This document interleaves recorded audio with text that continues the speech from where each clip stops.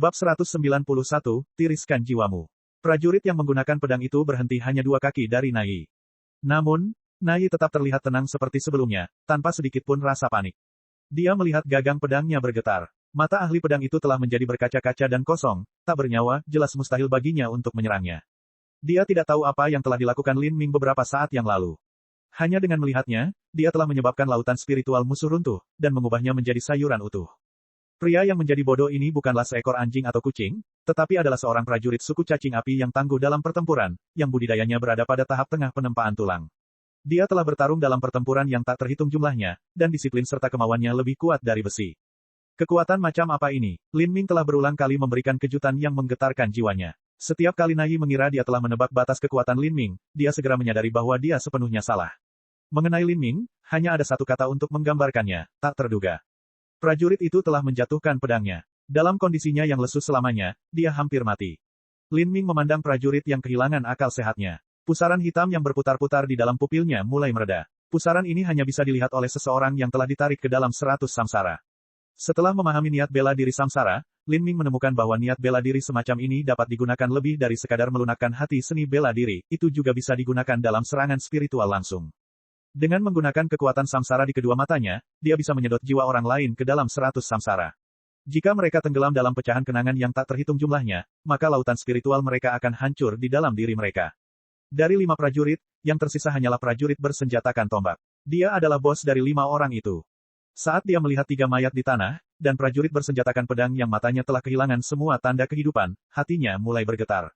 Dari saat Lin Ming menghancurkan leher prajurit kulit beruang, hingga saat dia membuat prajurit yang menggunakan pedang berubah menjadi idiot hanya dengan sekali pandang, seluruh proses hanya memakan waktu 2 kedipan.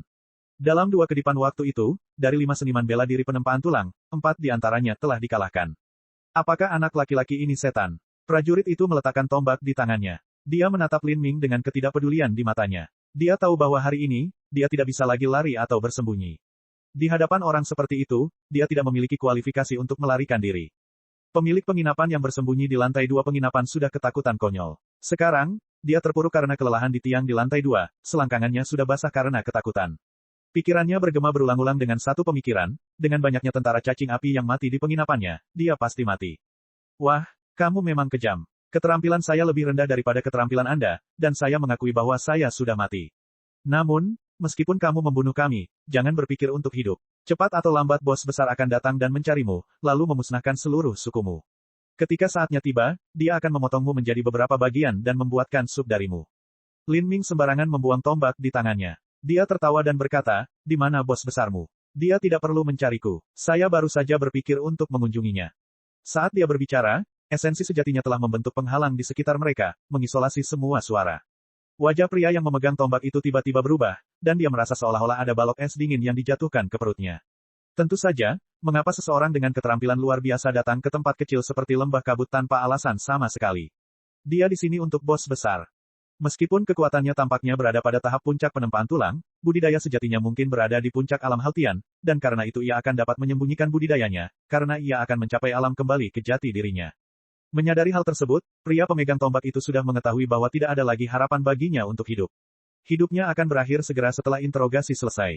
Dia mengatupkan giginya. Jika memang seperti ini, maka dia akan meninggalkan meridiannya dan bunuh diri. Kekuatan jiwa Lin Ming telah mengunci tubuh pria yang memegang tombak itu. Begitu dia menyadari bahwa ada perubahan dalam esensi aslinya, dia dengan dingin mendengus dan mengulurkan telapak tangannya ke arah dada pria yang memegang tombak itu. Pemotongan nadi telapak tangan, esensi sejati yang mendominasi masuk ke dalam tubuh manusia, menghancurkan semua meridiannya. Pria yang memegang senjata itu terbatuk-batuk dan jatuh ke tanah. Rasa sakit hebat yang melanda tubuhnya membuatnya pucat. Dia ingin memutar esensi sejatinya, namun yang membuatnya takjub dan takut, dia mendapati bahwa tubuhnya hanyalah seperti balon yang kempes, dia tidak bisa mengeluarkan sedikit pun esensi sejati. Suaranya bergetar karena khawatir dan takut ketika dia bertanya, kamu, apa yang telah kamu lakukan padaku? Aku telah menyia-nyiakan seni bela dirimu. Lin Ming berkata tanpa perasaan. Buang-buang seni bela diri saya, Anda telah menyia-nyiakan seni bela diri saya, ha. Pria pemegang tombak itu tertawa seolah-olah dia mengalami gangguan jiwa. Karena dia merasakan sakit di meridiannya, dia tahu bahwa apa yang dikatakan Lin Ming adalah benar. Bagi seorang prajurit dan ahli bela diri, menyia-nyiakan seni bela diri mereka jauh lebih buruk daripada membunuh mereka. Lin Ming tidak peduli apa yang dipikirkan pria pemegang tombak itu. Dia mengangkatnya dan memberitahu Nai dan Nasui di belakangnya, ayo pergi. Oke, Nai segera mengikuti. Nasui juga kesurupan. Setiap kali dia melihat Lin Ming bergerak, dia merasa merinding di sekujur tubuhnya. Tidak peduli apakah itu ketika dia berurusan dengan pria botak atau serigala korup, atau bahkan ketika berurusan dengan 5 tentara jahat ini, tidak pernah ada perkelahian. Dia hanyalah kekuatan luar biasa yang menghancurkan dan membunuh semua orang sebelum dia. Kekuatan luar biasa ini meninggalkan kesan mendalam pada Nasui. Ah Sui, ayo pergi. Oke, Nasui membeku sesaat sebelum dia bergerak. Lin Ming sudah keluar dari penginapan. Dia dengan belak-belakan mengambil kuda darah merah milik kelima prajurit itu dan melemparkan prajurit yang memegang tombak itu ke salah satu punggung mereka seperti anjing mati. Kemudian, dia melompat ke atas kudanya. Kuda darah merah memang pantas menyandang namanya. Kuda terkenal ini cukup pintar. Ia tidak mengenali Lin Ming sebagai tuannya, dan setelah Lin Ming melompat ke atasnya, ia mundur ke belakang untuk melemparkannya. Lin Ming dengan dingin mendengus dan menjepit kedua kakinya ke bawah.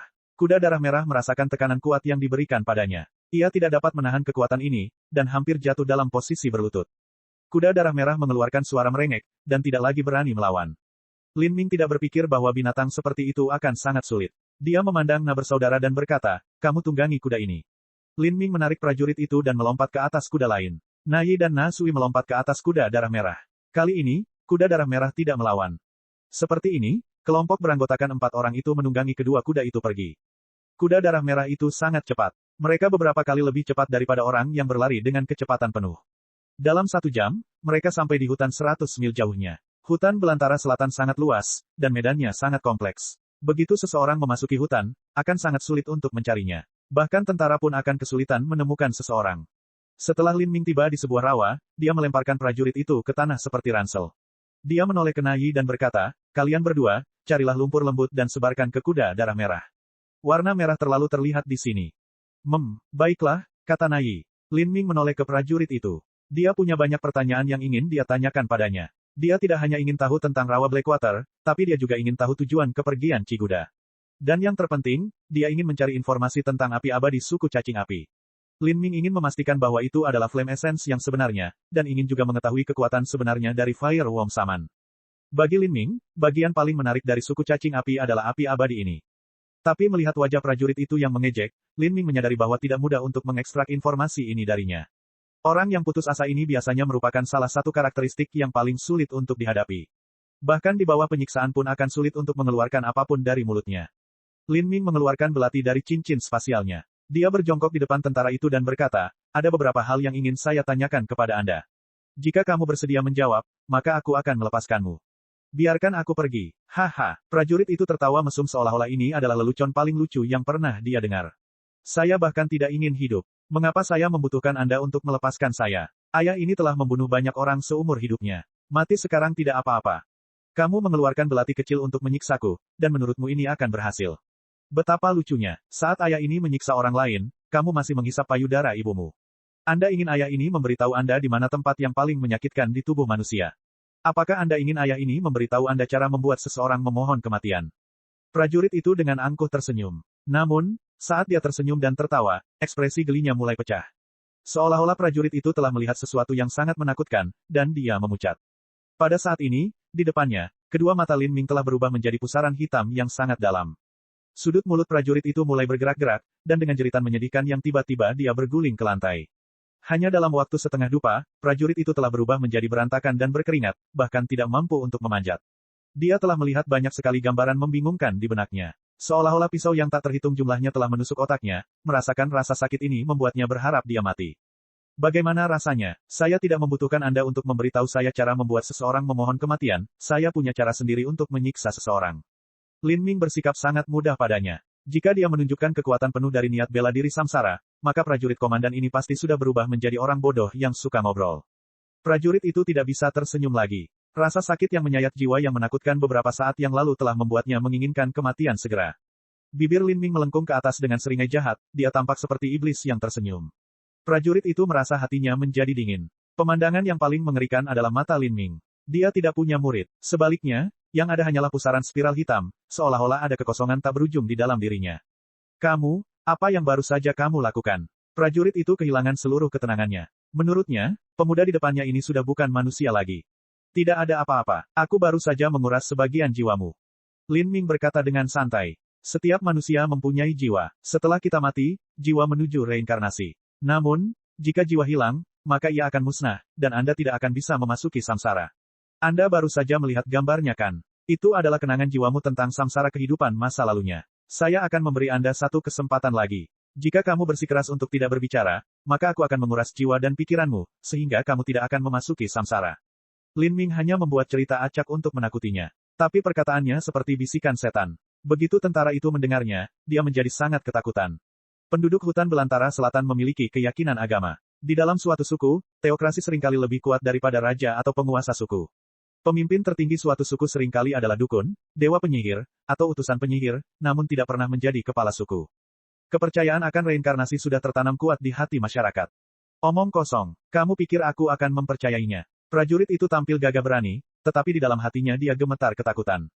Percaya atau tidak, apa pilihanmu? Lin Ming tersenyum jahat. Pupil matanya telah berubah seluruhnya menjadi pusaran hitam yang berputar-putar seperti sebelumnya, perlahan berputar. Mata mereka tidak terlihat seperti mata manusia. Bab 192, Burung Vermilion yang hilang. Percaya atau tidak, apa pilihanmu? Lin Ming tersenyum jahat. Pupil matanya telah berubah seluruhnya menjadi pusaran hitam yang berputar-putar seperti sebelumnya, perlahan berputar. Mata mereka tidak terlihat seperti mata manusia. Melihat mata yang tak terduga itu, prajurit itu merasakan getaran dari lubuk jiwanya. Lin Ming mengatakan bahwa jiwanya akan dimusnahkan dan dia tidak akan bisa memasuki siklus samsara dan reinkarnasi. Prajurit itu takut dia tidak berbohong. Dia tidak takut mati, karena dia percaya bahwa sekali manusia mati, mereka akan bereinkarnasi, 18 tahun dari sekarang, dia akan tetap menjadi laki-laki. Tapi dimusnahkan selamanya dan tidak masuk samsara. Itu adalah sesuatu yang dia takuti. Itu bisa dianggap sebagai bentuk kematian yang sebenarnya, kehancuran total. Itu pasti merupakan hukuman tingkat tertinggi bahkan di antara para iblis. Dia berpikir bahwa Lin Ming mungkin berbohong, tetapi dia mengingat rasa sakit yang merobek jiwa beberapa saat yang lalu, seolah-olah sebagian dari jiwanya ditarik keluar. Seiring dengan kenangan seumur hidup yang tak terhitung jumlahnya yang dia lihat tentang samsaranya, prajurit itu tidak berani membuat taruhan ini. Jika apa yang dia katakan itu benar. Terlebih lagi, dia telah kehilangan semua seni bela dirinya. Bahkan jika dia mati dan tidak mengatakan apa-apa, apa gunanya itu? Memikirkan hal ini, prajurit itu mulai ragu. Yah, bagaimana? Apakah kamu sudah memikirkannya? Lin Ming bertanya sambil tersenyum. Prajurit itu menarik napas dalam-dalam, sudut mulutnya bergerak-gerak. Dia menutup matanya dan berkata, ajukan pertanyaanmu. Saya akan menjawabnya. Sangat bagus. Titik. Lin Ming dengan cepat mengajukan pertanyaannya dan bisa mendapatkan jawaban yang diinginkannya. Dia dapat memastikan sebagian besar bahwa api abadi memang merupakan inti api. Dukun cacing api yang mengendalikan api abadi memiliki budidaya di alam Hautian Tengah. Adapun alasan Ciguda pergi ke rawa Blackwater, dia punya dua. Tujuan pertamanya adalah menghancurkan suku Black Marsh yang terletak di tepi rawa Blackwater. Suku Black Marsh hanyalah suku kecil. Awalnya suku mereka berjumlah sekitar 20.000 orang. Tapi 10 tahun yang lalu, suku Black Marsh telah menemukan lapisan biji besi yang sangat besar. Karena itu, mereka dapat berkembang pesat. Tahun-tahun ini banyak orang asing yang bergabung dengan mereka, dan populasi mereka membengkak menjadi sekitar 40 atau 50 ribu.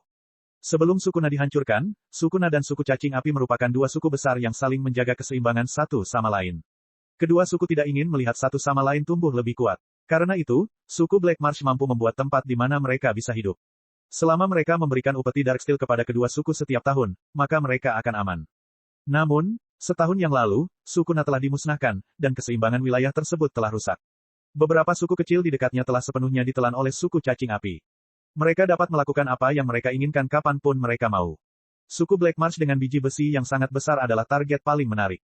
Suku cacing api berencana menaklukkan suku Black Marsh dan menggunakan orang-orang mereka sebagai budak untuk menambang biji besi yang sangat besar. Biji tersebut akan dikirim ke suku cacing api untuk disempurnakan menjadi sejumlah besar senjata yang bisa digunakan, masa depan suku mereka untuk mendominasi hutan belantara selatan. Alasan pertama Ciguda berada di rawa Blackwater tidak mengejutkan Lin Ming. Namun, alasan kedua membuatnya terperanjat. Selain menaklukkan suku Black Marsh, Ciguda juga keluar untuk mencari burung Vermilion. Vermilion Bird adalah Saint Beast yang hanya kalah dengan God Beast. Ia juga memiliki hubungan yang mendalam dengan Phoenix. Dalam legenda kuno dunia ini, ada kisah tentang beberapa dewa binatang seperti naga sejati, Phoenix sejati, dan Raja Wali bersayap emas. Namun, dewa binatang adalah keberadaan yang sangat langka dan tinggi. Apalagi di benua tumpahan langit, mereka akan menjadi langka bahkan di alam para dewa. Ketika tetua perkasa itu pertama kali menciptakan teknik gerakan, Raja Wali Emas menghancurkan kekosongan. Hal itu terjadi setelah sebuah pertemuan yang tidak disengaja di mana ia menyaksikan pertarungan antara naga sejati dan Raja Wali bersayap emas. Setelah itu, dia memperoleh beberapa wawasan, dan mengikuti retret selama 60 tahun untuk mempelajari dan memahami rahasia melalui meditasi. Kekuatan tak terbatas dari Dewa Binatang adalah konsep yang sulit untuk dibayangkan oleh manusia fana, bahkan para tetua perkasa dari alam para dewa pun bukanlah tandingannya. Dan di bawah Dewa Binatang ada binatang suci. Misalnya, makhluk seperti naga banjir, burung vermilion, dan penyuruh semuanya adalah binatang suci. Saint Beast jauh lebih umum daripada God Beast. Namun, itu hanya dalam alam para dewa. Di benua tumpahan langit, binatang suci adalah makhluk yang sangat unik. Itulah sebabnya Lin Ming sangat terkejut ketika tentara itu mengatakan bahwa burung vermilion telah muncul di hutan belantara selatan. Bagaimanapun, hutan belantara selatan hanyalah sebuah tempat yang sangat kecil dari seluruh benua tumpahan langit. Nilai vermilion bird tidak terbayangkan. Chiguda tidak cukup gila untuk berpikir bahwa dia bisa berharap untuk menangkapnya. Dia hanya ingin mencari beberapa jejaknya dan mengumpulkan sebagian apinya yang jatuh. Dalam legenda, burung vermilion suka hinggap di pohon wutong yang berumur ribuan tahun. Setelah turun, mereka akan meninggalkan serpihan api. Api ini adalah api dari vermilion bird. Chiguda ingin mengumpulkan api vermilion bird ini dan memurnikannya menjadi api abadi. Jika dia beruntung, maka dia mungkin bisa menemukan bulu burung vermilion dan menerima manfaat besar darinya. Bahkan hati Lin Ming agak tergerak setelah mendengar api vermilion bird. Namun, dia tidak benar-benar menginginkannya. Yang sebenarnya dia inginkan adalah api abadi, itu adalah flame essence yang sebenarnya. Nyala api burung vermilion, betapapun ganasnya, pada akhirnya hanyalah nyala api. Lin Ming mengusap dagunya, mengapa ada burung vermilion di hutan belantara selatan? Sejak Saint Beast muncul, mungkinkah ini pertanda dari surga? Titik. Rawa Blackwater membentang sejauh 1000 mil. Semakin dalam seseorang masuk ke rawa, semakin berbahaya jadinya. Di sisi lain rawa ada Gunung Thunder Crash yang terkenal. Puncak tertinggi Gunung Thunder Crash menjulang setinggi 100.000 kaki dan menusuk langit. Konon puncak tertinggi Gunung Thunder Crash sudah lebih tinggi dari awan, sehingga mengalami salju dan hujan sepanjang tahun. 5 hari kemudian, operasi pencarian di rawa Blackwater diluncurkan dengan lancar.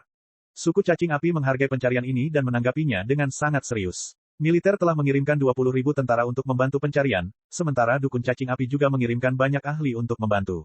Orang-orang ini semuanya berada pada periode kondensasi nadi, dan bahkan ada beberapa yang telah mencapai periode kondensasi nadi terlambat, dan hanya sedikit lebih buruk daripada Chiguda.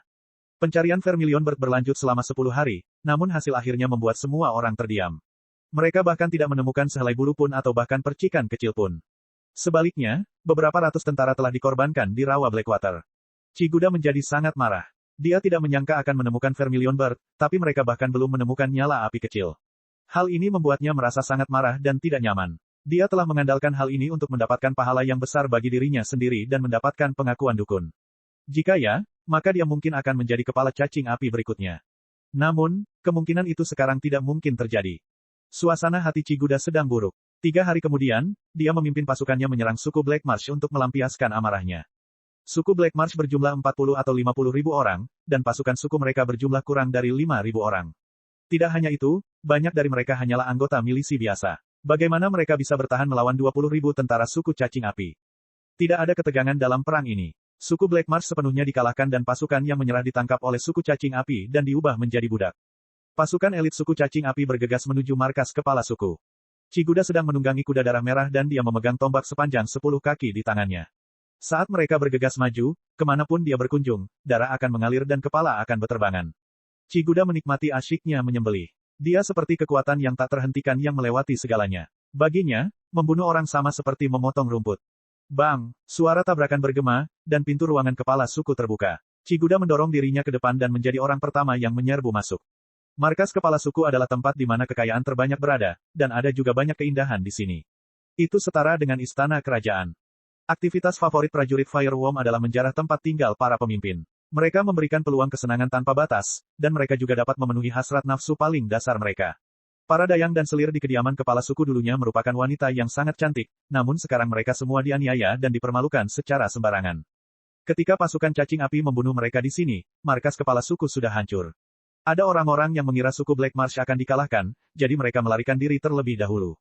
Namun, sebagian besar wanita dan selir tidak mengetahui seni bela diri apapun, jadi mereka tidak punya cara untuk lari. Bahkan jika mereka melarikan diri dari suku Black Marsh, mereka hanya akan mati di dalam perut binatang buas. Oleh karena itu mereka tidak punya pilihan selain tetap berada di dalam markas kepala suku. Dalam perang suku, mereka selalu menjadi korban pengorbanan. Kali ini, tidak ada yang memperhitungkannya. Chiguda mencibir dan mengeluarkan perintah, berikan perintah, aku ingin semua orang ditangkap dan dibawa ke aula utama. Kumpulkan semua kekayaan dan inventarisasi, lalu bawa ke aula utama. Jenderal Kiri. Di sini, seorang pria keluar. Anda akan memimpin 5.000 pasukan elit untuk mengejar suku Black Marsh. Selama ada yang ketahuan melarikan diri, jika mereka laki-laki, maka kubur mereka hidup-hidup, dan jika mereka perempuan, masukkan mereka ke dalam tentara sebagai pelacur. Saya menerima pesanannya. Pria itu melambaikan tangannya, dan dengan cepat membawa pasukannya sendiri untuk meninggalkan markas kepala suku. Setelah suku tersebut dikalahkan, dibutuhkan keberanian untuk melarikan diri. Jika mereka tertangkap, akhir cerita mereka akan lebih menyedihkan. Laki-laki akan dikubur hidup-hidup, dan perempuan akan dilacurkan dan perlahan-lahan disiksa sampai mati oleh tentara suku cacing api. Oleh karena itu banyak orang lebih memilih tetap menjadi budak daripada mengambil risiko tertangkap saat melarikan diri. Tentara langsung berpencar keluar. Para prajurit Fireworm yang kejam dan kejam mendengar bahwa mereka dapat menjarah markas kepala suku dan mata mereka menjadi merah, mereka seperti hiu yang mencium bau darah. Tak lama kemudian, jeritan laki-laki dan tangisan perempuan bergema di seluruh gedung. Chiguda menyeringai, dia sangat menikmati suara ini. Buru-buru, lebih cepat, ibumu, berhentilah berlama-lama.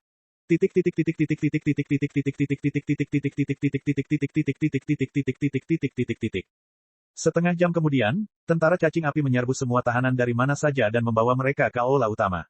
Orang-orang itu semuanya terluka, bahkan ada yang terluka parah. Sebagian besar pakaian wanita berantakan, wajah dan leher mereka memar hitam dan biru. Terlepas dari apakah itu pria atau wanita, wajah mereka dipenuhi dengan bara keputusasaan yang mematikan. Para prajurit Fireworm membawa kotak-kotak besar berisi emas, perak, dan barang berharga lainnya. Mereka menumpuk semuanya di area terbuka aula utama. Ini dengan cepat menumpuk menjadi sebuah bukit kecil. Para prajurit mengumpulkan semua barang berharga, pasukan cacing api mengizinkan mereka mengantongi sebagian uang dan juga mengizinkan mereka menyentuh para wanita. Untuk menjaga sifat mereka sebagai binatang buas, mereka kadang-kadang harus diberi makan daging. Melapor ke Big Boss, kami menemukan saudara laki-laki dan perempuan di dasar sumur. Seorang pelayan mengaku bahwa mereka adalah anak-anak kepala suku Black Marsh. Seorang tentara mendorong keluar sepasang anak laki-laki dan perempuan berusia 16 atau 17 tahun. Keduanya mengenakan pakaian murahan dan kasar, wajah mereka dilumuri abu seolah-olah kotor, seperti pembantu rumah tangga yang merawat api. Tapi begitu seseorang melihat lebih dekat, mereka bisa melihat bahwa tangan keduanya halus dan halus tanpa ada kapalan. Mereka adalah sepasang laki-laki dan perempuan yang jelas-jelas belum pernah melakukan pekerjaan berat sebelumnya. Bagus, wajah Chiguda diliputi senyuman jahat. Sepasang anak kembar ini memiliki kulit yang lembut dan empuk. Laki-laki bisa dijual kepada penguasa suku perempuan sebagai hewan peliharaan. Betina bisa digunakan sendiri. Chiguda turun dari kudanya, dan berjalan mendekati pasangan kembar itu. Dia dengan sia-sia meninju dagu gadis itu. Saat ini, Chiguda dengan dingin mendengus dan meraih lengan gadis itu. Di dalam lengan gadis itu ada sebuah panah yang sangat tersembunyi. Bautnya dimasukkan ke dalam cairan biru tua, jelas beracun. Kamu mengadili kematian. Chiguda menepuk telapak tangannya dengan sedikit kekuatan. Terdengar suara tulang retak dan seorang gadis berteriak dengan menyedihkan. Wajah gadis itu mengeluarkan keringat dingin, dan dia hampir pingsan karena kesakitan. Pergelangan tangan kanannya hampir dipatahkan seluruhnya oleh Chiguda. Saat ini, ekspresi Chiguda berubah. Dia tiba-tiba dan dengan cepat melompat mundur. Ada sedikit suara robekan saat bayangan putih keluar dari sudut yang menakjubkan dan menusuk ke pinggangnya. Chiguda hanya merasakan tubuhnya mati rasa dan organ-organnya bergolak saat dia hampir muntah darah. Siapa? Bab 193, membunuh Chiguda. Saat Chiguda berbicara, seorang pemuda berpakaian hitam yang telah bercampur dengan kerumunan tiba-tiba bergegas keluar, tombak abu-abu gelap di tangannya saat dia menusuk tenggorokan Chiguda seperti ular berbisa. Chiguda segera mundur ke belakang. Serangan tombak beberapa saat yang lalu telah diblokir oleh armor harta karun langkah manusia bermutu tinggi. Namun, inti sebenarnya dari serangan itu telah berhasil menembus armor fleksibel dan tenggelam ke dalam tubuhnya. Esensi sebenarnya di dalam seluruh tubuhnya memiliki perasaan yang tak tertahankan. Dengan budidaya Chiguda, dia bisa menghentikan serangan mendadak, namun dia tidak menyangka bahwa salah satu tahanan dalam kelompok itu adalah seorang master yang benar-benar berhasil menyembunyikan budidaya mereka. Biasanya, hanya master Xiantian, atau kadang-kadang master puncak Hautian yang dapat mencapai alam kembali ke asal mula seseorang dan menahan semua esensi sejati di dalam tubuh mereka untuk menyembunyikan budidaya mereka. Tapi pembangkit tenaga listrik semacam ini tidak punya alasan untuk melakukan serangan diam-diam untuk membunuhnya. Pemuda yang telah melakukan serangan diam-diam terhadapnya bahkan belum menembus periode kondensasi denyut nadi, bagaimana dia bisa menyembunyikan niat membunuh dan kultivasinya. Situasi telah berkembang melampaui imajinasi Chiguda, tombak panjang musuh menekan tenggorokannya. Pada akhirnya, Chiguda masih menjadi seniman bela diri setengah langkah di ranah Hautian. Bahkan dalam serangan diam-diam, dia memiliki kemampuan untuk bereaksi dengan cepat. Dia langsung mengeluarkan pedang harta karun dari cincin spasialnya dan memotong ke arah ujung tombak. Dentang, pedang dan tombak saling menyerang. Chiguda menggunakan pantulan serangan ini untuk terbang mundur menuju pasukan. Semuanya terjadi hanya dalam sepersekian detik. Para prajurit suku cacing api akhirnya bisa bereaksi, mereka berteriak, itu seorang pembunuh. Lindungi Sang Jenderal. Penjaga pribadi Ciguda mengeluarkan pedang dan pedang mereka sendiri dan menebas ke arah pemuda berpakaian hitam. Namun, pemuda berpakaian hitam itu seperti dewa kematian. Tangannya mengguncang tombak abu-abu gelap dan menggetarkan esensi sejati yang terwujud menjadi amukan tsunami yang mengalir keluar. Segera, 7 atau 8 tentara seperti rumput laut yang dikirim terbang ke segala arah, muntah darah. Pemuda berpakaian hitam adalah Lin Ming, dan tombak di tangannya adalah tombak lembut yang sangat berat. Dia telah memoleskan cat abu-abu matte khusus di atasnya untuk menutupi warna perak yang terlalu mudah dikenali. Tidak hanya itu, dia menyelinap masuk dengan topeng hitam menutupi wajahnya dan menyembunyikan penampilannya. Hanya matanya yang terlihat dari luar. Perubahan peristiwa yang tak terduga ini mengejutkan semua orang. Bahkan anak-anak kepala suku yang bersiap untuk bunuh diri pun tercengang oleh pria berpakaian hitam yang tiba-tiba bergegas keluar. Siapa ini? Dengan kemampuan sekuat itu, dia seharusnya bukanlah seseorang yang berasal dari markas besar suku Black Marsh. Saat ini, Ciguda menjadi semakin terkejut, dia tidak mampu menekan sejumlah kecil esensi sejati di dalam tubuhnya. Seolah-olah esensi sejati itu memiliki vitalitas tak terbatas di dalamnya. Esensi sejati macam apa ini? Ekspresi Ciguda terus merosot. Jika manusia bagaikan api, maka semakin dalam dan dalam kultivasi seorang seniman bela diri, dan semakin murni dan cemerlang esensi sejatinya, itu akan menjadi seperti nyala api yang semakin kuat. Namun, sifatnya tidak akan berubah.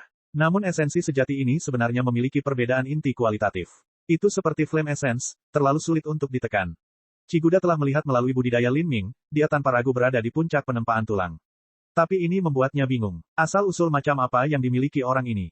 Gelombang besar tentara bergegas menuju Lin Ming seperti air pasang. Mata Lin Ming menyipit, dan formula kekacauan primal sejati, mulai berputar dengan cepat di dalam dirinya, dan nyala api teratai merah mekar di tombak panjangnya. Pemusnahan total. Hah! Tombak lembut yang sangat berat menggambar bulan sabit yang lebar dan apinya membentuk busur besar. Dampaknya yang kuat menyapu para prajurit dan membuat mereka terbang mundur. Lin Ming melihat celah di antara para solder, Raja Wali Emas menghancurkan kekosongan.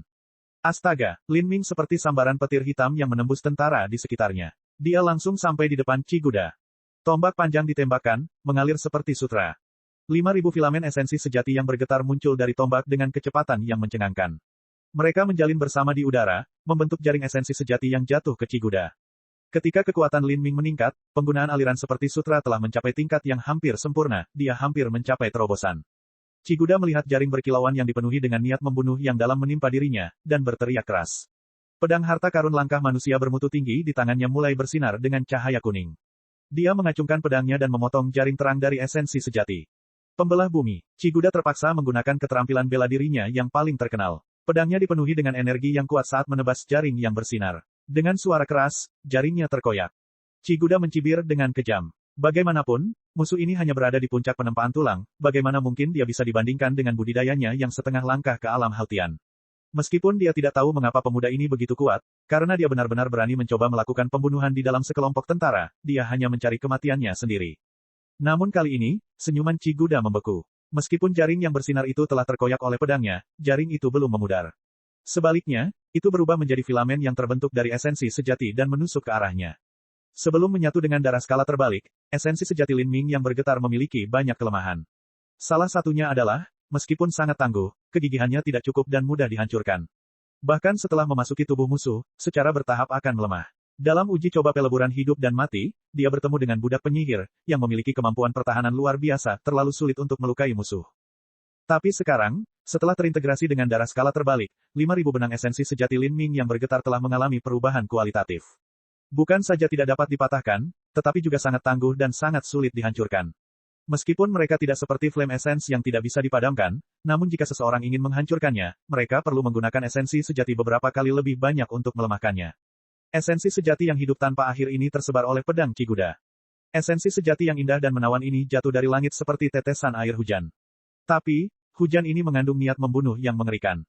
Seniman bela diri yang terlalu dekat dengan filamen ini tercabik-cabik, bahkan pengawal pribadi di dekat Ciguda tidak dapat melarikan diri, dan darah mengalir ke tanah. Dengan kekuatan mereka, peran yang bisa mereka mainkan dalam pertarungan ini sangatlah kecil. Bahkan pukulan setelahnya bisa membunuh mereka. Ciguda menjadi muram. Telapak tangannya mengeluarkan keringat saat filamen esensi sejati yang tak terhitung jumlahnya terpantul di matanya. Muridnya tiba-tiba berkontraksi. Perlindungan bumi. Sambil meraung, Ciguda menikamkan pedangnya ke tanah. Selaput cahaya berwarna coklat terbentuk di sekelilingnya, membungkusnya dalam cangkang tebal. Ding ding ding ding ding ding. Filamennya menabrak membran berwarna coklat muda saat mencoba menembusnya. Terletak di bawah perlindungan itu, Ciguda tidak terluka. Pada saat ini, bibir Lin Ming melengkung di bawah topeng hitam menutupi wajahnya. Inilah saat yang dia tunggu-tunggu. Dia tidak menyangka alirannya yang seperti sutra akan menyakiti Chiguda, dia hanya ingin menjebaknya terlebih dahulu, sebelum pembunuhan sebenarnya dimulai. Hah, api teratai merah tua mekar di tombak lembut yang sangat berat. Seekor ular listrik berwarna ungu muncul dari benih dewa sesat dan melilit ujung tombak yang dingin. Kekuatan dewa sesat, buka. Lin Ming berteriak, dan gelombang besar esensi sejati muncul di dalam tubuhnya. Auranya yang kuat meletus seperti gunung berapi, dan tombaknya terhunus, menghancurkan atmosfer. Kekuatan guntur dan api memancar keluar. Suara gemuruh guntur tidak kalah menakutkannya dengan gemuruh guntur macan tutul di lembah guntur. Warna kulit Chiguda berubah. Dia belum bisa menilai seberapa kuat langkah Lin Ming ini. Ketika guntur dan nyala api belum berpotongan, gerakan ini tampak seperti serangan pembunuhan biasa. Chiguda mengatupkan giginya dan dengan putus asa mendorong semua esensi sejati yang bisa dia kumpulkan untuk memperkuat perisai pertahanan yang menutupi dirinya. Karena dia tidak unggul dalam kecepatan, dia hanya bisa menggunakan esensi sejatinya untuk menahan serangan ofensif Lin Ming. Dia akan hidup lebih lama dari musuh. Ide Chiguda benar, namun, dia telah meremehkan kekuatan langkah Lin Ming. Guntur dan api berpotongan, dan energi mengerikan memecah udara. Seolah-olah matahari merah muncul dari udara tipis. Ruang terdistorsi, dan udara di sekitar tepinya mulai berputar dengan berkas cahaya saat pedang energi emas sepanjang 10.010 kaki ditembakkan ke segala arah. Kekuatan dahsyat dari dampaknya membentuk gelombang udara yang terlihat. Aula utama hancur berkeping-keping oleh kekuatan ini, dan batu yang tak terhitung jumlahnya memenuhi langit. Semua prajurit dikirim terbang seperti jerami tanpa bobot.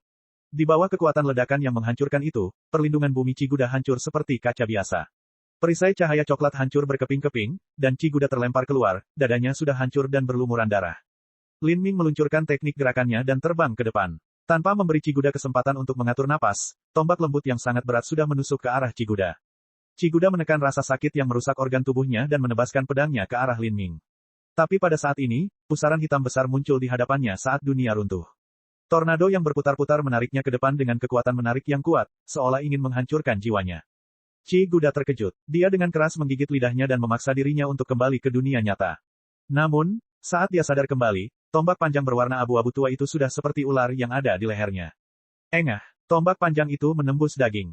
Karena perlindungan bumi telah dihancurkan oleh pemusnahan api guntur, esensi sejati yang melindungi Chiguda bagaikan kertas tipis. Chiguda merasakan dingin di tenggorokannya. Tombak Lin Ming telah memotong jalan napasnya dan memotong tulang punggungnya. Dia melongo melihat tombak yang menusuknya, kedua matanya membelalak tak percaya, seolah tak percaya dengan apa yang terjadi padanya. Dari kemenangannya yang penuh semangat hingga kematiannya, semuanya terjadi dalam sekejap. Dia memimpikannya kekayaan yang tak terhitung, wanita yang tak terhitung jumlahnya, kekuasaan tertinggi. Dia bermimpi untuk mendominasi hutan belantara selatan dan dicatat dalam catatan sejarah. Namun, dengan tombak ini, segala sesuatu di sekitarnya telah hancur. Saat tombak Lin Ming memasuki tenggorokan Chiguda, dia mengirimkan esensi sejati yang bergetar sekali lagi. Itu menyebar ke seluruh organ Chiguda, dan Chiguda mulai mengeluarkan darah dari kepalanya. Cahaya di matanya mulai memudar secara bertahap, dan pada saat Chiguda kehilangan kesadaran, dia mendengar suara seorang anak laki-laki berbisik di telinganya. Bagi arwah Sukuna, kematianmu adalah penghormatan mereka. Jadi itu, Sukuna, bibir Chiguda terangkat seolah dia mencoba tersenyum. Namun, ekspresi ini kemudian selamanya terpaku pada wajahnya. Engah, mayat Chiguda terjatuh ke tanah. Lin Ming berlutut, pusing. Dengan bantuan tombak lembut yang sangat berat, dia mendapatkan kembali keseimbangannya. Rasa sakit yang membakar mendesis di matanya dan penglihatannya kabur. Dia tidak mengira bahwa menggunakan niat bela diri samsara melawan seorang seniman bela diri yang setengah langkah memasuki alam hautian akan menimbulkan dampak yang begitu menyakitkan. Nanti, jika dia bertemu dengan pembangkit tenaga listrik lain, dia harus meminimalkan penggunaan niat bela diri samsara. Dia melambaikan tangannya dan menerima mayat Chiguda ke dalam cincin spasialnya. Semua orang, termasuk para tahanan dan tentara, menatap Lin Ming dalam keheningan. Mereka tidak pernah menyangka bahwa Chiguda, pembangkit tenaga listrik dengan budidaya setengah langkah ke alam hautian, dan yang dianggap sebagai salah satu penguasa hutan belantara selatan, akan terbunuh seperti ini. Bab 194, Esensi Api-Api Suci. Saat Chiguda meninggal, beberapa ribu prajurit Fire Wom benar-benar ketakutan. Lin Ming berdiri di dalam tentara, tapi tidak ada satupun di antara mereka yang berani bergerak melawannya.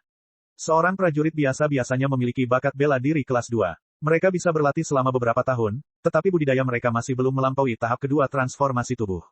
Seorang perwira tingkat menengah dapat mencapai pelatihan jeroan atau bahkan mengubah otot, sementara perwira tingkat tinggi dapat mencapai penempaan tulang. Namun, di depan Lin Ming, mereka semua akan jatuh pada pukulan pertama. Selain Chiguda, satu-satunya yang kekuatannya berada pada periode kondensasi nadi adalah Jenderal Kiri dan Jenderal Kanan. Jenderal Kiri telah dikirim untuk menangkap orang-orang yang melarikan diri. Hanya Jenderal Kanan yang tersisa, seluruh tubuhnya dipenuhi keringat dingin. Dengan suasananya sekarang, dia bahkan tidak berani bernapas. Dia takut Lin Ming tiba-tiba datang untuk membunuhnya, dan dia bahkan tidak bisa lolos dari kematian. Di depan Lin Ming, beberapa pengawal hanya bisa dianggap sebagai dekorasi.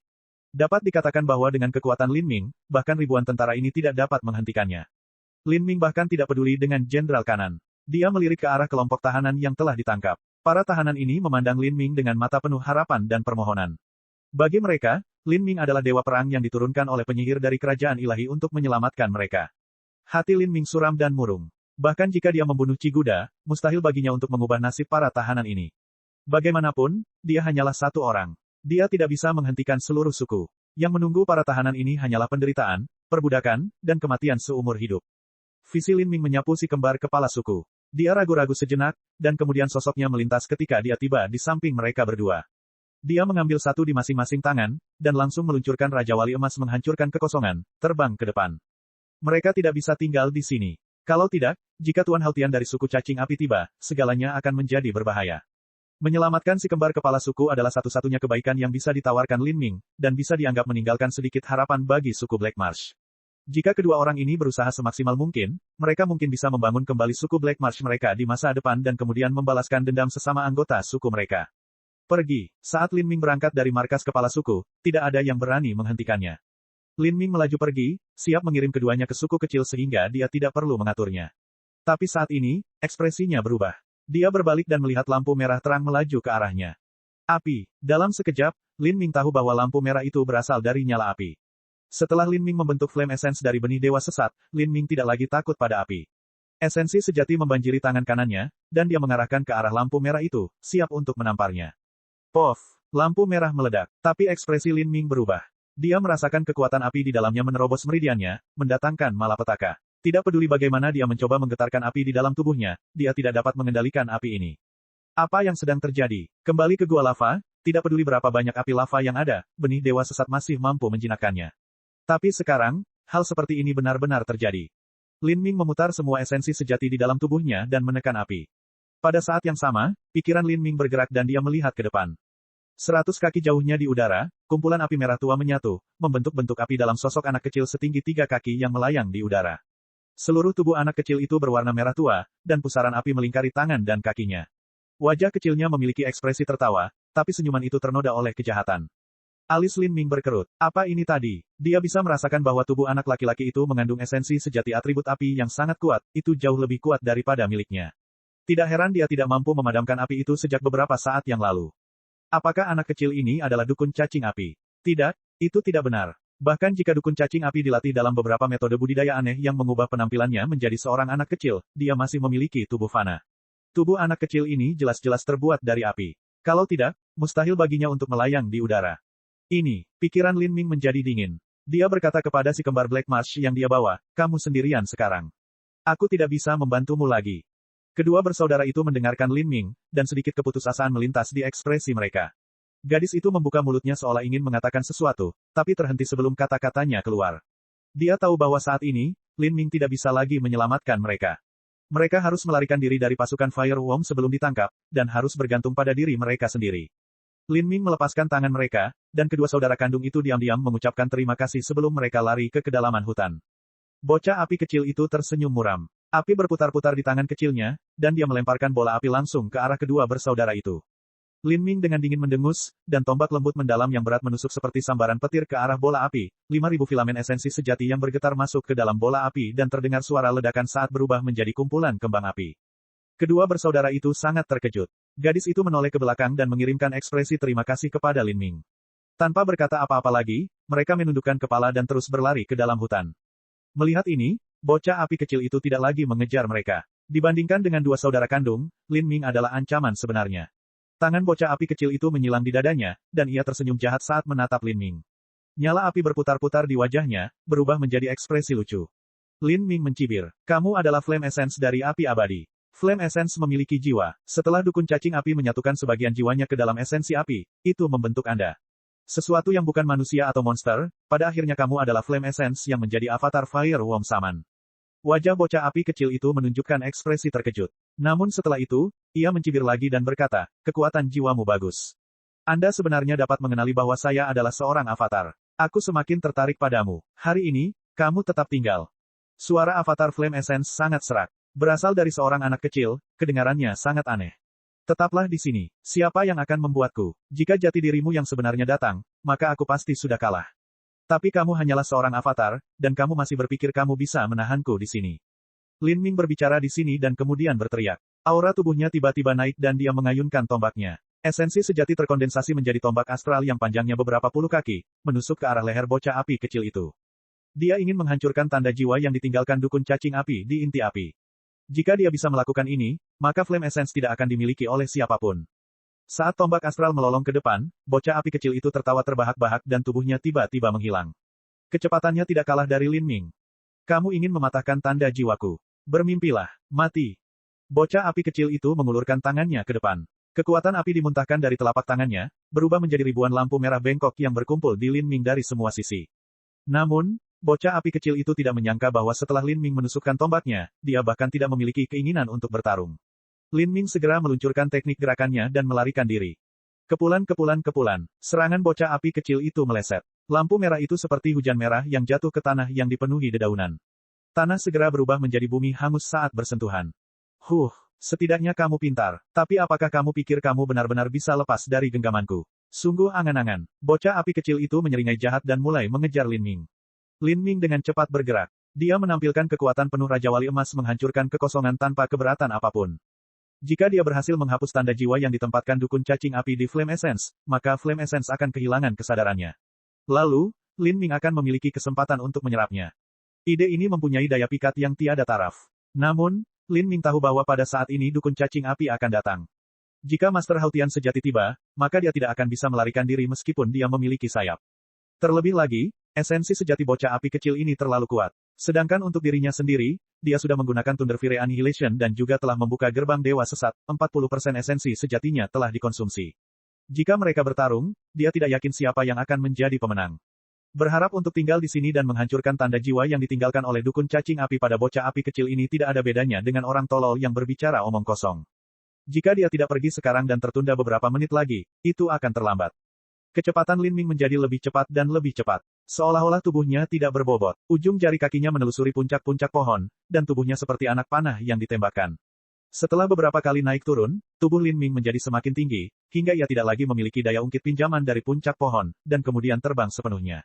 Setelah mencapai puncak penempaan tulang, esensi sejati Lin Ming menjadi lebih tebal dan murni, dan gerakannya menjadi semakin dekat dengan penerbangan sebenarnya.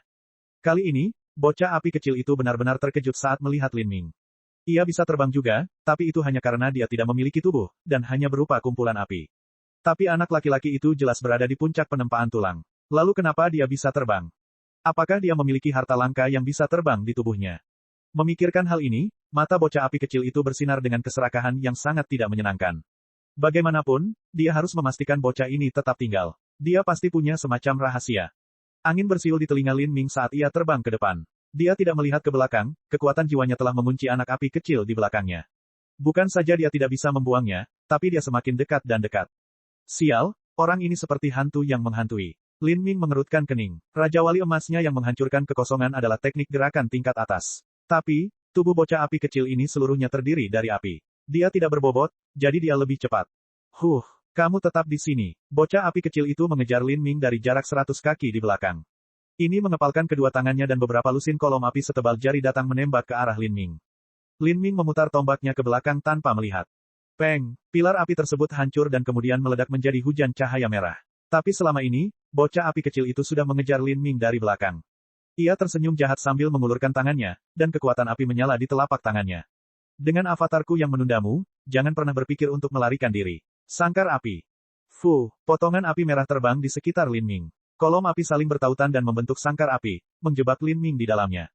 Lin Ming menikam sangkar api, tapi gagal menembus. Brengsek, Lin Ming merasa cemas. Bocah api kecil ini telah menjelaskan dengan jelas bahwa dia hanya menundanya. Begitu jati diri dukun cacing api tiba, maka dia akan berada dalam situasi yang sangat berbahaya. Tapi esensi sejati bocah api kecil ini lebih kental dan kecepatannya lebih cepat. Dia tidak bisa membunuhnya jika dia mau, dan dia tidak bisa kehilangan dia jika dia mau.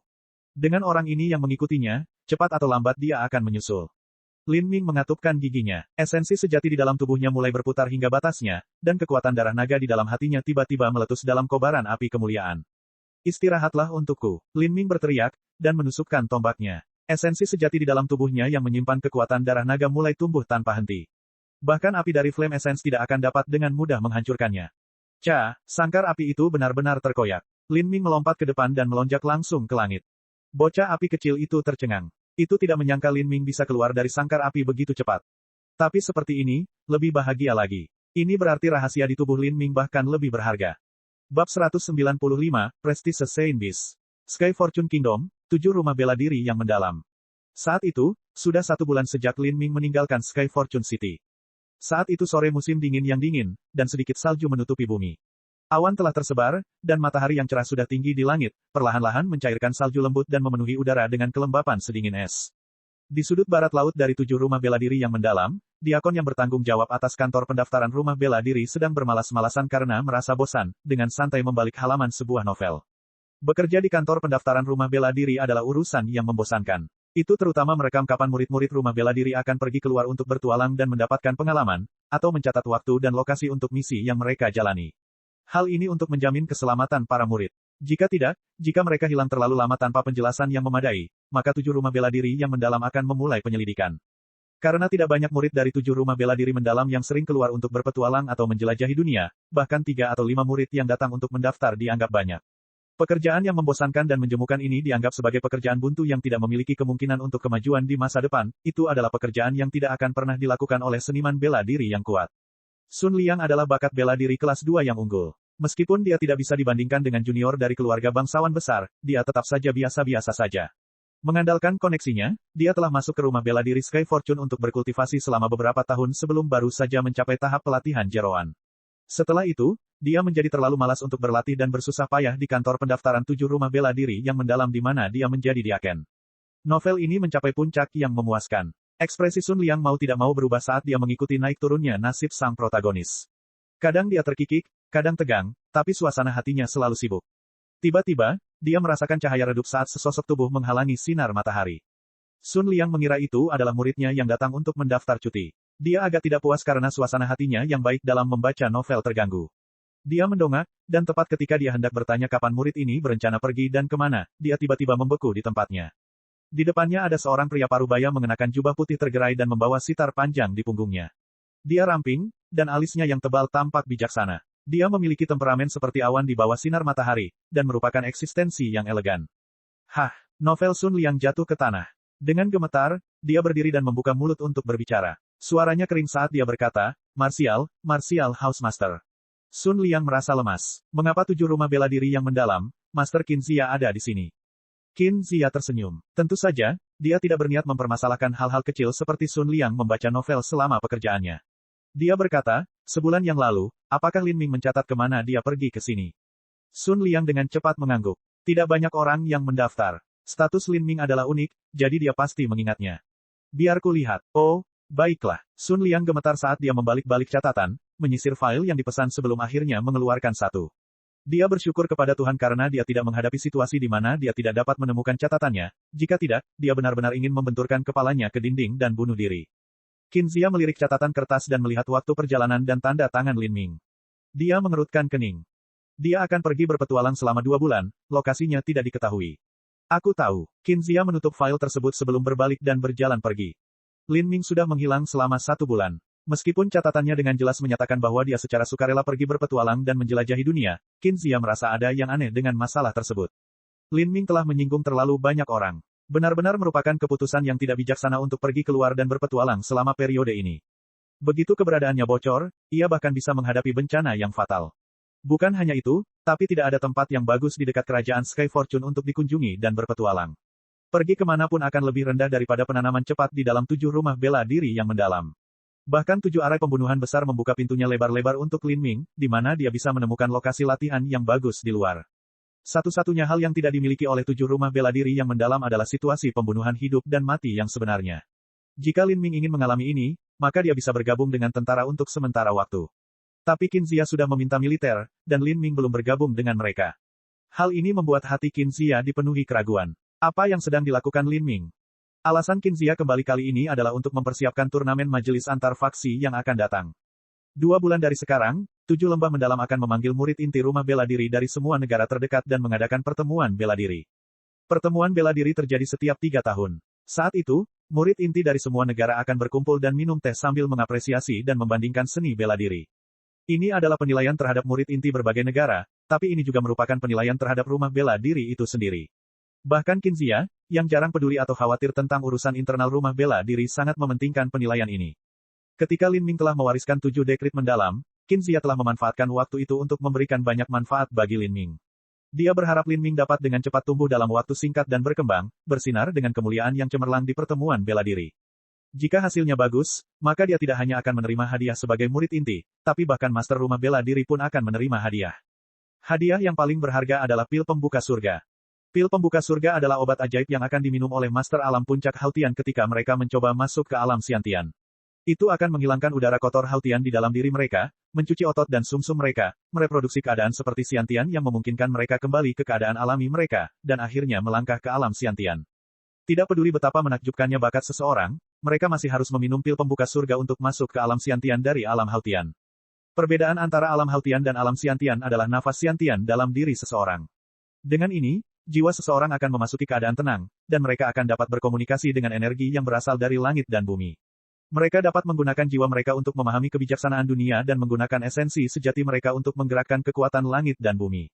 Saat bayi masih dalam tubuh ibunya, mereka mengandalkan tali pusar yang mengangkut darah untuk bernapas, ini adalah nafas Xiantian. Setelah bayi lahir, pernapasan mereka berubah dari mulut dan hidung. Tak pelak lagi mereka akan menghirup udara Hautian yang busuk, dan tidak akan ada nafas Xiantian. Dari Hautian ke Xiantian, seseorang harus melepaskan diri dari akar duniawi dan mengubah nafas Hautian menjadi nafas Xiantian. Untuk melakukan ini, seseorang harus mencuci otot dan sumsumnya serta mereproduksi nafas Xiantian dengan pil pembuka surga. Secara teori, dapat dikatakan bahwa bakat bela diri alami yang tiada taranya dapat menghilangkan udara Hautian di tubuh mereka melalui kekuatan mereka sendiri, dan tidak perlu bergantung pada tarikan untuk masuk ke alam Xiantian. Namun, ini hanyalah sebuah teori. Kenyataannya adalah tidak ada seorang pun yang pernah berhasil mencapai hal ini. Pil pembuka surga adalah harta yang sangat berharga di dalam 7 lembah mendalam. Tidak hanya di 7 lembah mendalam, tapi pil pembuka surga sangat langka bahkan di sekte besar lainnya. Bahan untuk pil pembuka surga terlalu sulit ditemukan. Bahkan jika semuanya dikumpulkan, masih ada kemungkinan kecil akan terjadi kegagalan selama penyempurnaan alkimia pada pil tersebut. 7 lembah mendalam akan memurnikan sejumlah pil pembuka surga setiap 3 tahun. Pada akhirnya, mereka akan mendapat sekitar 20 atau 30 pil. Lebih dari 20 pil tidak cukup untuk dibagikan kepada begitu banyak murid. Aturan 7 lembah mendalam menyatakan bahwa pil pembuka surga hanya dapat diberikan kepada para master puncak Hautian dengan bakat luar biasa.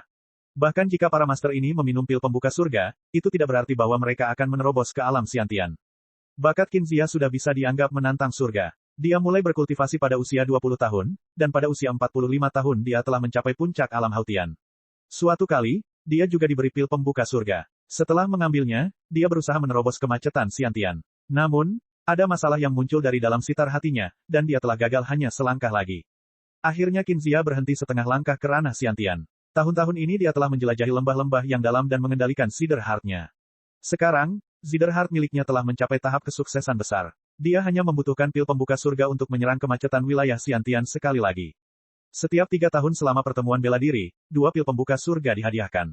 1 untuk murid inti, dan 1 lagi untuk master rumah bela diri. Hanya tempat pertama yang diberi penghargaan. Tentu saja, seorang murid inti harus mencapai puncak ranah Hautian sebelum dia bisa mendapatkan hadiah ini. Jika budidaya mereka tidak mencukupi, maka akan sia-sia bagi mereka untuk meminum pil pembuka surga. Bagi murid inti, selain pil pembuka surga, ada juga banyak hadiah berharga lainnya. Misalnya, harta karun langkah manusia bermutu tinggi, pil berkualitas tinggi, metode budidaya inti, dan barang-barang hebat lainnya. Qinzia tentu saja ingin mendapatkan pil pembuka surga, tapi dia tahu tidak ada harapan bagi Lin Ming untuk mengambil tempat nomor 1, itu hanya mimpi yang terlalu jauh. 7 rumah bela diri mendalam di kerajaan langit keberuntungan memang kuat, namun dibandingkan dengan negeri Huoluo atau negeri Matahari Timur, mereka masih sangat kurang. Namun, hanya karena mereka tidak dapat memperoleh tempat pertama kali ini bukan berarti mereka tidak dapat memperolehnya di lain waktu. Jika mereka tidak dapat melakukannya lain kali, maka mereka dapat mencobanya pada waktu berikutnya. Lin Ming baru berusia 15 tahun. Dia akan dapat berpartisipasi dalam total 3 pertemuan bela diri. Bahkan jika Lin Ming gagal 3 kali ini, jika dia mampu membuat kemajuan yang baik, itu bisa dianggap sebagai kelebihan Qinzia. Tapi Qinzia tidak berpikir bahwa ketika dia kembali, Lin Ming sudah menghilang selama 1 bulan, lokasinya tidak diketahui. Hutan belantara selatan, Rawa Blackwater. Pengejaran antara Lin Ming dan bocah api kecil itu telah berlangsung lebih dari 1 jam. Pada saat ini, mereka berdua sudah bertarung beberapa kali, namun tidak ada yang bisa mendapatkan keuntungan. Lin Ming hanya memiliki sekitar 30% dari esensi sejatinya yang tersisa di dalam dirinya. Dengan lamanya dia terbang serta pertarungan intensitas tinggi yang dia lakukan, meskipun vitalitas darahnya kuat dan dia memiliki formula kekacauan primal sejati, yang menambahnya, dia tidak akan mampu bertahan lebih lama. Seperti ini, esensi sejatinya akan habis dalam 1 jam lagi. Sebagai perbandingan, bocah api kecil itu tidak melemah atau kekurangan esensi sejati. Alasan untuk ini adalah karena budidayanya jauh lebih mendalam daripada Lin Ming, dan juga karena bocah api kecil itu bukan manusia, melainkan Flame Essence. Flame Essence tumbuh selamanya, dan tidak akan padam. Lin Ming menjadi semakin cemas, dia tidak bisa terus seperti ini. Jika dia berhenti bertarung, dia tetap tidak akan menang. Jika dia ditunda cukup lama, maka jati diri dukun cacing api akan menyusul. Jika dia terus melarikan diri, maka dia bisa bertahan paling lama 1 jam lagi. Setelah itu, setelah esensi sejatinya habis, jati diri dukun cacing api bahkan tidak perlu muncul, bahkan bocah api kecil pun bisa membunuhnya. Seolah-olah dia sudah menemui jalan buntu. Tidak, selama dia masih hidup dia punya kesempatan, dia hanya tidak memikirkannya. Tenang, nafas Lin Ming menjadi lebih teratur. Pikirannya telah memasuki keadaan yang mirip dengan alam niat bela diri yang halus. Dia harus menemukan cara untuk keluar dari malapetaka ini. Pada saat ini, 600 mil jauhnya dari Lin Ming, seorang pria botak paruh baya berjubah hitam sedang duduk bersila di atas Heavenly Wind Eagle dengan ekspresi dingin. Orang ini adalah dukun cacing api, Qi Yue. Dia sudah mengendarai Heavenly Wind Eagle dalam pengejaran selama lebih dari 1 jam sementara avatar Fire Essence-nya mengalihkan Lin Ming. Meski begitu, dia masih berada 600 mil jauhnya. Namun Qi Yue tidak khawatir. Dia baik-baik saja menunggu mangsanya kehabisan tenaga dan menghabiskan esensi sejati mereka. Selama ini berlanjut selama 1 jam lagi, dia hampir menang secara default. Namun kekuatan mangsa ini melebihi ekspektasinya. Dia baru berada di tahap puncak penempaan tulang, tetapi kecakapan tempurnya benar-benar setara dengan seniman bela diri alam Hautian. Tidak hanya itu, dia juga bisa terbang, dan daya tahan serta kemampuan bertarungnya yang berkelanjutan sungguh menakutkan. Tidak peduli rahasia apapun yang kamu miliki di tubuhmu, itu semua akan menjadi milikku. Qi Yue mencibir. Tujuannya adalah menaklukkan hutan belantara selatan. Tidak ada yang bisa menghalangi jalannya. Tapi saat ini, senyuman Qi Yue tiba-tiba membeku dan dia langsung memucat. Ini burung vermilion. 600 mil jauhnya, mata Lin Ming bulat saat dia menatap seekor burung merah besar yang terbang di langit. Pikirannya penuh dengan ekspresi tidak percaya, apakah ini burung vermilion? Saint Beast yang legendaris benar-benar muncul di depannya. Cek cek cek cek cek cek. Rakan-rakan kultivator sekalian, sebelum retret, sila terus berkultivasi untuk jurus subscribe, like, share dan komentar agar sekte novel Sadim terus berkembang pesat.